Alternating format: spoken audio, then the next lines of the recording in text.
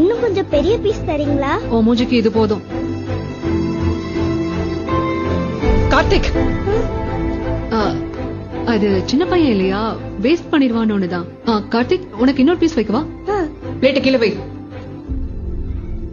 ஆனா அம்மா கேக்கு கீழே வைன்னு சொன்னேன். பாஸ்கர் வா போலாம்.